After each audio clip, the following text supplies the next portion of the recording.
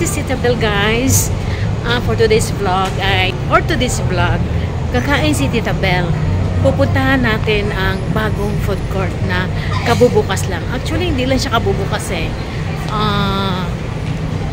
Nag-renovate kasi sila for 3 months. So, yung place na yan, guys, talagang paborito ko kasi nandyan lahat yung masasarap na pagkain. Pero this time, hindi ko alam kung anong itsura ng food court na yan. So, tara, samahan niyo ako at mamimili tayo ng ating kakainin. So, dito tayo dadaan. Ito yung Sikitang's Shopping Center. So, dito ang shortcut, guys. Sa loob nito, dito matatagpuan ang lahat ng klase, mga branded na pampaganda. No, perfume, cosmetic, ayan.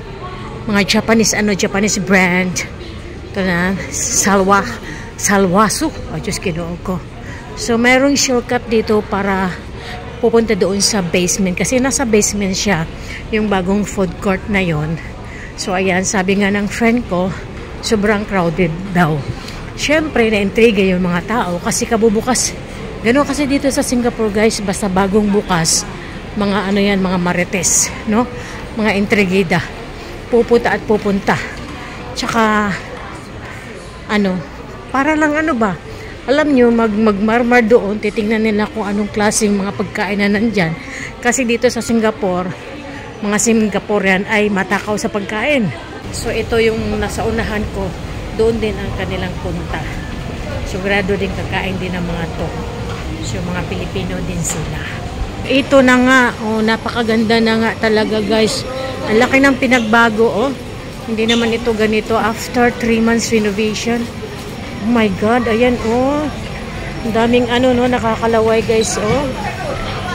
Yan, may mga chocolate, saan ka pa? Tulo, laway mo dyan, guys, oh. May strawberries, may grapes. Diyos ko, ang dami. Ikot muna tayo kasi ang daming pagkain. Maghahanap tayo ng kakainin, guys. No, ang dami. Nandito na rin yung tinatawag nila na, ayan, no. Ito yung popular na roti boy, guys. Originated from Malaysia. Yung sa Malaysia kasi na roti boy ay sobrang tamis. Pero dito, natikman ko kasi binilan ako na aking BFF. So, ayan, sarili talaga nilang gawa, guys, no. Sobrang sarap. Hindi siya masyadong matamis. Ayan, no, may queue up siya, oh.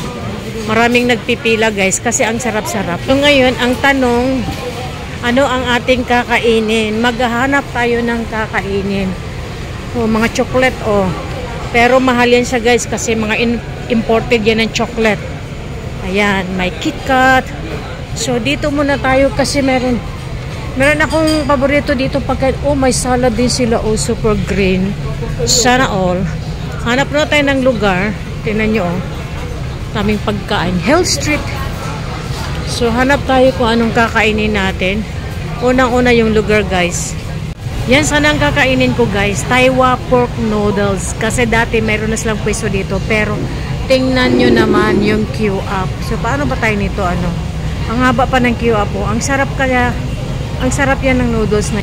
Ang problema, guys, walang lugar. Walang place na pwedeng upuan. Ayan, oh. Kasi napaka-crowded.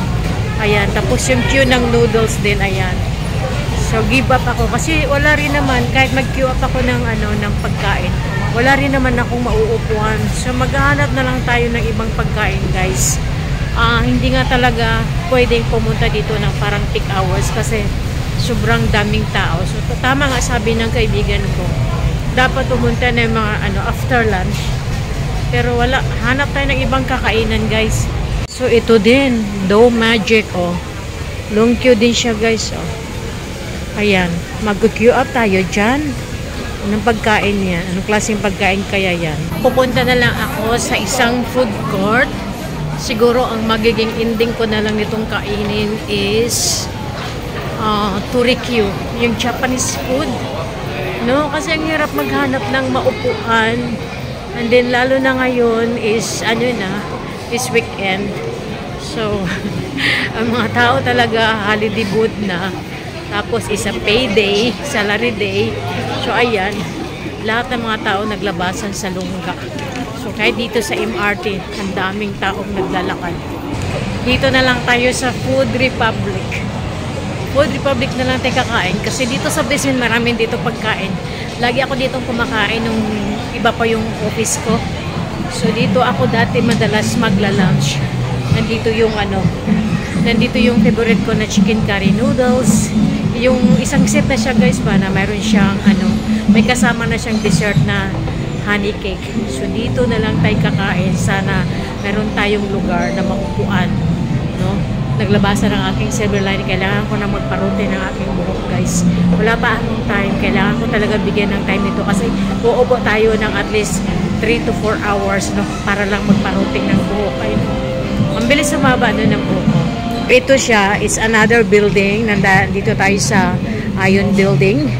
So food court, another food court, Ford Opera. So parang hindi naman siya masyadong hindi masyadong crowded. Ayan. Hanap lang tayo na makain. Tingnan natin yung Japanese food. Agoy, sarado rin sila guys. Oh, nandyan pala. Ayan. Ayan, ang Torikyo. So ito na lang kakainin natin guys. Kasi no choice eh. Ayan oh.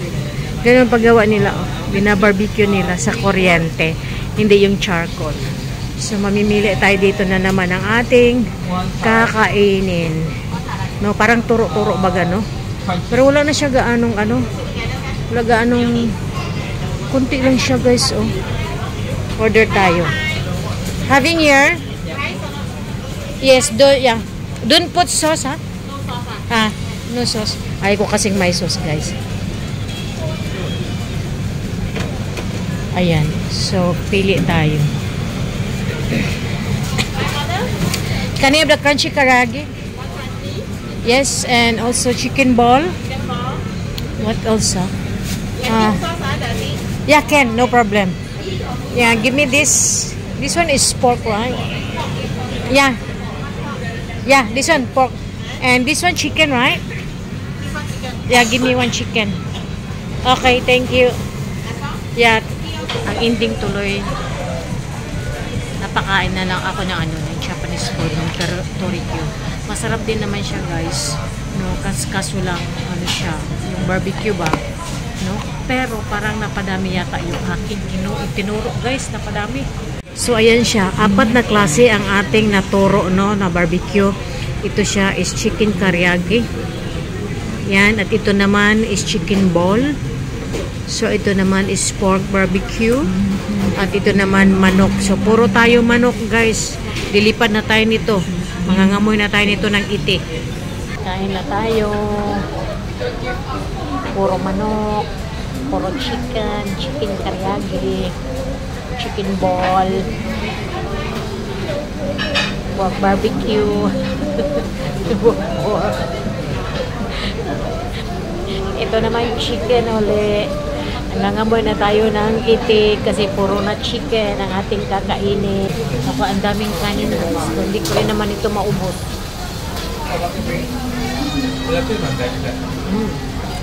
Hindi ko pinalagyan ng sauce kasi guys, yung sauce niya masyado na siyang salted ba? Kaya every time nakakain ako nito, wala talaga siyang sauce. Ayaw ko. So, mayroon lang siyang sesame. Ano ito sesame? Ano pa siya? Seaweed pala. My pickles.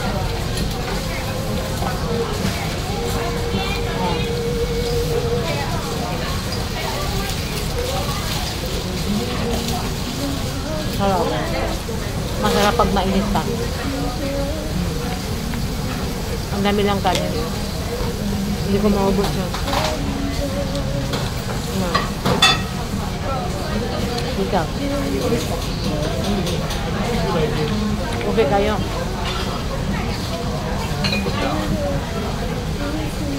Yung kanin na pwede kang kumain ka kulang-kulang. No? Kasi hindi ako nag-rice the whole week. Pero yung kanin kasi ng Japanese guys, masyadong patining. No? Sige lang, enjoy lang tayo.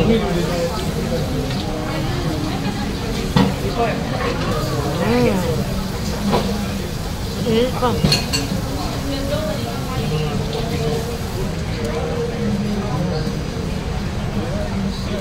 So, natapos na tayong kumain, okay? Lusog-busog, pero ano lang siya guys, inubos ko na yung ulam. Tapos yung kanin kunti lang kinain ko kasi mabigat na sa tiyan. So, okay na yun guys, no? Hindi na masyadong ano hindi na kasi ako masyado nagkakain na talagang heavy food. At saka iniwasan ko na rin na pagkatapos kumain na magkaroon tayo ng paghimagas. No, di ba? So, dati kasi naging habit ko siya na after kumain, lunch or dinner, may paghimagas talaga ako. So, tinanggal ko yung bad habit na yan. So, maaring minsan na merienda, minsan ano na lang, yung fruits, pero yung mga matatamis, tinanggal ko na rin siya guys. So, kailangan natin baguhin ang ating lifestyle, no? Kasi lalo na sa pagkain, dahil napakalaking importanteng parte yan sa ating health. Kung ano mga kinakain natin, maniningal talaga siya. So, yun lang siya, di ba? So, gusto ko sanang maggala. Gusto ko sanang mamasyal. Kaso lang, uwi na lang tayo para makapagpahinga. Dahil trabaho na naman uli bukas. So, di ba? At least nakapag-vlog naman si Tita Bel. Yan, mag-rest tayo, guys. Magpupundo ako ng energy para sa aking travel puhon. Okay? So, thank you so much for watching, guys. This is Tita Bel.